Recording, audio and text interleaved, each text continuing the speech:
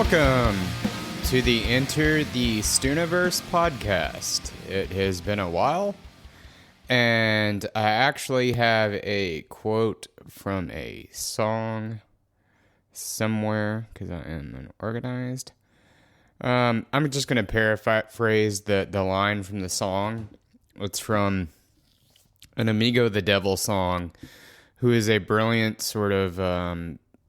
it's classified as murder folk, which is essentially like folky bluegrass type stuff, but about, you know, all the edgy serial killer type things. And some of it is actually really sort of deep and moving. He throws some really emotional sort of Leonard Cohen-esque bits in there.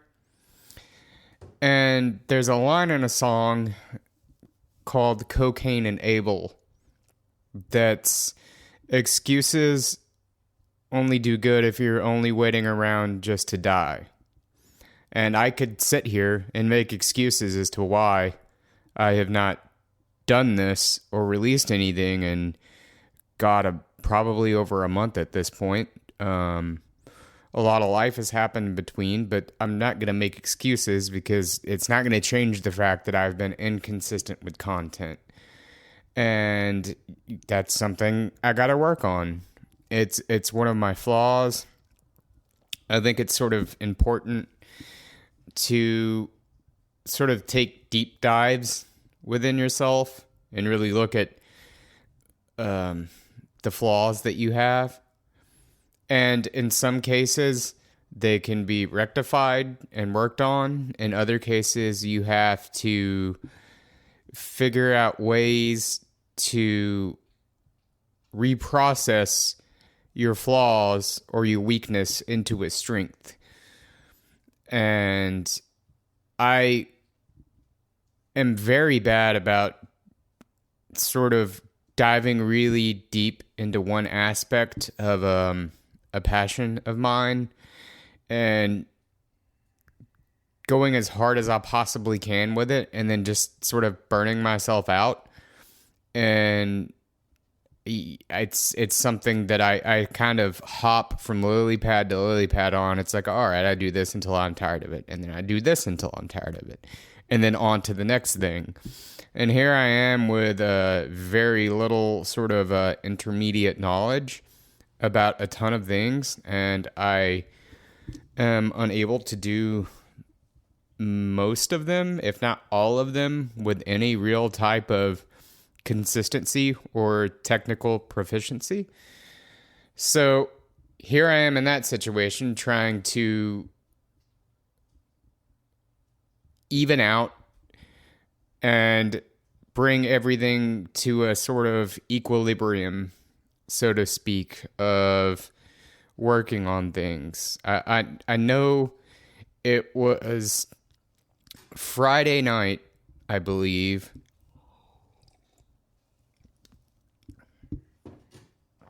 and I'd spoken with somebody on the phone, and, you know, just kind of getting to know a new person, and they were telling me that they spend 16 hours a day most days managing a restaurant, and they're also going to school, and they laid out their schedule for me and just told me how much they just are constantly working and working towards their goals and working on something, and also managing, you know, the boring sustaining of oneself. And in that moment, I instantly thought about this in this podcast and about how I've not done it just because I have felt tired. But a few things that have been on my mind, sort of inspired by other podcasts, and I've been reluctant to sort of vocalize these things on the show because I don't want this to be a half-assed regurgitation of just things I've heard on other podcasts. If you want some of the concepts and notions that I sort of mention on here, The Subtle Art of Not Giving a Fuck podcast by Mark Manson, who wrote the New York Best Time Seller, whatever it's called. It's too early to name things properly. Book, The Subtle Art of Not Giving a Fuck, and Everything is Fucked, a book about hope. Great author. I think he falls mildly into the self-help realm, but he's a little more in the middle, I suppose. He's not biased or trying to just teach you how to be optimistic. I think self-help ultimately falls into this vampiric sort of leeching on to somebody who is struggling with self-worth or depression or sort of lower emotions, and taking their money in exchange just to teach them how to have a more positive outlook. And oftentimes with that, it's like it gives them tools to vent and vocalize things that are on their mind that they feel like they don't have things to talk about, which is just therapy. So you're kind of paying for therapy with a nice package. And he tends to do things in a way that I find straight to the point and more helpful. But one of the things I wanted to discuss is, so suffering is ultimately a big part of living. It's a very big part. And I think that this notion that is instilled within us of, I think people confuse the pursuit of happiness with happiness as a guarantee, or also the fact that happiness is a state that you achieve and you just live there happily ever after. And I think that's caused a lot of problems within the psyche of all Americans, perhaps. And I'm just making a sort of generalization here. And it's just sort of my observation, within myself at least, that we confuse the pursuit as a guarantee. But to pursue is to suffer. Because anything worth doing, you're gonna have to suffer for. The goal of life, perhaps, is not to be happy. It's to find things that you're okay with suffering for. And I think that notion may need to be sort of driven home a little more. And listening to this person's schedule of how much they work, putting in the work is, to anything, is not fun. It may suck less than your day job or meaningless sort of tasks that you have to do throughout the day or the week or the month or the year or whatever. But it's still work, and I think people just want to kick their feet back. But then when they kick their feet back, they start to feel anxious and bored. And they create more suffering to keep themselves entertained or occupied. Because they're constantly chasing this myth of success or happiness, this is stolen from the Subtle Art of Not Giving a Fuck movie, but it's like a carrot on a stick that we're perpetually chasing. And maybe that gives our lives a sense of purpose or whatever, but we romanticize these things in the future like, oh, we're going to get to kick our feet back, or we're going to have a lot of money, or whatever, whatever that is. But in reality, everything is work and everything takes doing. And I thought about this podcast while they were speaking and thought about how I just haven't done it. And it's something that I have said that I want to do. And I did my usual bullshit of hitting it really hard for about a week or two and then feeling slightly burned out, which is pathetic because it's talking into a microphone. That's all it is. Like, I sit here, I open the DAW, I press record, and then I just ramble. And that's it. And I'm too lazy to do that? Like, how pathetic is that? It's something I'm working on if this is something I want to do. And perhaps this is a crossroad of, is this what I want to do? Or is it just going to be another thing that I talk about and give up on, like other things that I am notoriously bad for doing? So, creating a balance between all of these goals and ambitions, it takes figuring out, like everything else. And I need to figure out a way to do this and everything else that I would like to do and give it the attention that it deserves. For example, like actually improving on a craft instead of just dicking around with that craft. I mean, music is a big thing for me, and a bad habit that I think a lot of musicians fall into, or anybody who does anything really can kind of fall into, is differentiating practice and playing for just enjoyment. So I fell into that trap of, for God knows how long, just playing and dicking around and just doing the same shit instead of sitting there and actually practicing and like pinpointing one of the many things that I suck at, isolating that and doing that, because practicing or getting better at something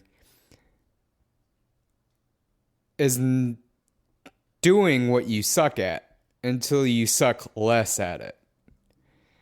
And that's one of those hard pills to swallow. And I've been working on that. When it comes to coffee and roasting coffee, that's just never ending. I don't think that anybody really ever gets anything right. They just get better. It's this constant state of just failing upwards.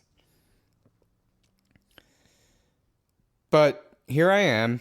Last week I recorded an episode with Slamuel, who released the just fucking great song, I Want to Be Okay. We talked about that. He was an amazing guest and is just a very genuine person. Corey Keith will be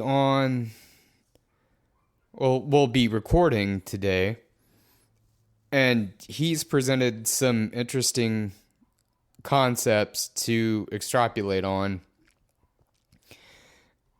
And I like the idea of whomever I have on, sort of giving them freedom to do what they want and make it sort of more what they want in collaboration, as opposed to having a sort of schedule with it or goal. I think what could come from that will be much more organic than something scripted. But I know that this has sort of seemed bitter or cynical or, a less positive episode. But like the whole toxic positivity thing, you don't have to be a bitter fucking asshole who imagines Sisyphus happy. Like, you don't have to be a nihilist or an absurdist. However, I think that there is such a thing as too much positivity.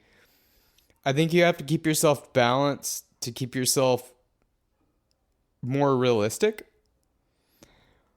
Everything has a good side and a bad side. And in order to really experience the full gambit of life, you have to kind of give both credit. And I think that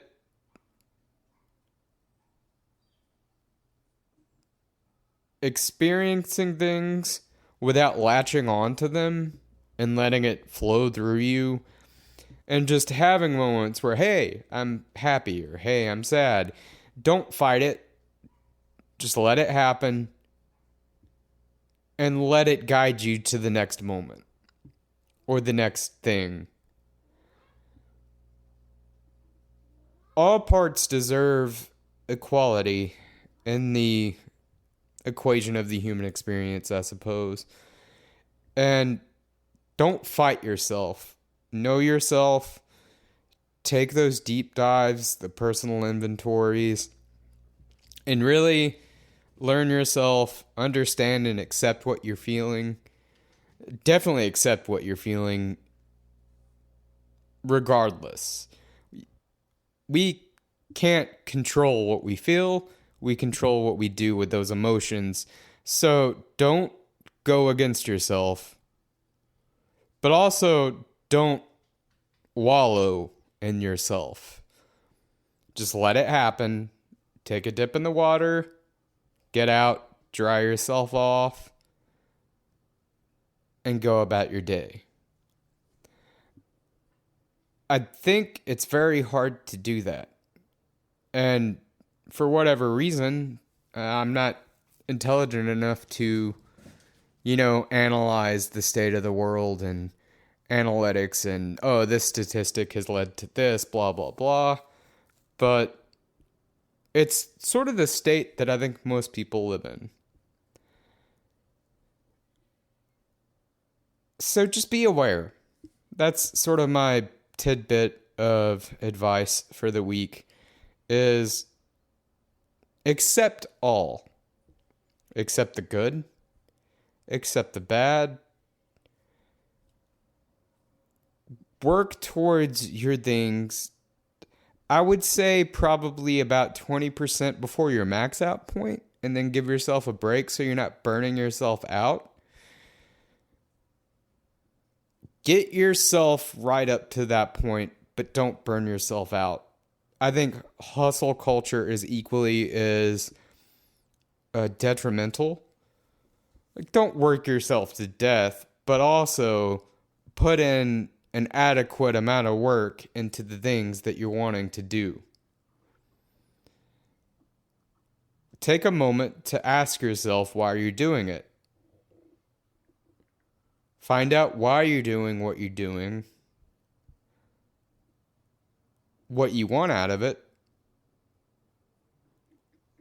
and whether or not it's worth putting yourself into. And at that point, put that 80% in. I think the 110% effort thing is bullshit because it just doesn't exist.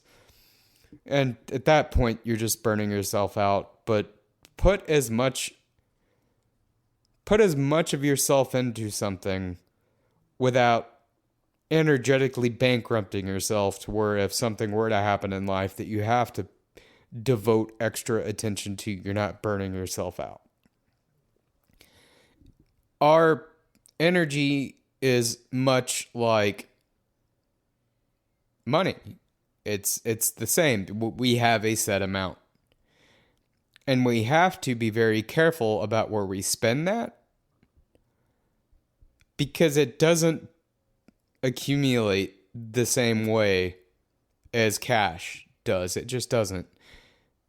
You don't live with yourself for 40 hours and then get an emotional paycheck that, oh, all right, here's the energy I have to spend towards things. It works a little different. Now,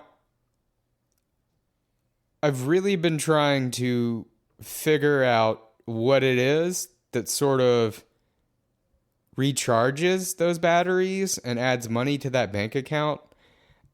And I don't have an answer yet. I'm not sitting here claiming to be a hyper intelligent douche. As a matter of fact, that's why I've not talked about coffee yet, because it's so pretentious, which I have to accept that I'm a pretty fucking pretentious guy. I have the balls to say it. I have to accept that in myself. Most of what I like to consume media-wise is pretentious. I mean, I like coffee. I hate the word snob. But I know that I am not better than anybody. As a matter of fact, I'm most likely less, probably by about 30-40% than most people. So I'm not going to have that air about me that reeks of elitism. But and talking about these things and sort of getting these things out, because it's so much of it from listening to other podcasts, things like, The Subtle Art of Not Giving a Fuck, the Rich Roll podcast, the episodes with Julie Pyatt, his wife, who is this sort of hippie chick, the concepts that she dives into, the concepts on the Subtle Art podcast. It's a lot to take in, and I've felt so the gears have been turning, I guess, is the best way that I can say it, in ways that I'm processing so much that I haven't really known how to say what it is that I'm trying to say, or afraid to, because I don't want to sound like a dick. And if you disagree with anything I've said, that's fine. It doesn't matter. It doesn't matter. We're all slowly dying, but we're having a fucking good time while we're dying, and that's what matters. So there it is. I've gotten some of the sort of paperwork in my brain sorted out from doing this episode. I hope everybody takes care, drink plenty of water, take care of your things, put in work towards things that are going to give yourself something more than just monetary value or tangible success. Put work into things that are going to make yourself feel good, because you have to. Nobody else is going to do that for you. No other person is going to hand you this nugget of happy juice. So figure out what that is, work toward it, and have a good time as much as you can until you don't. And then suffer for a little. Build character from that, and then come back stronger. If you've made it this far into this weird fucking rant, I applaud you, and you take care.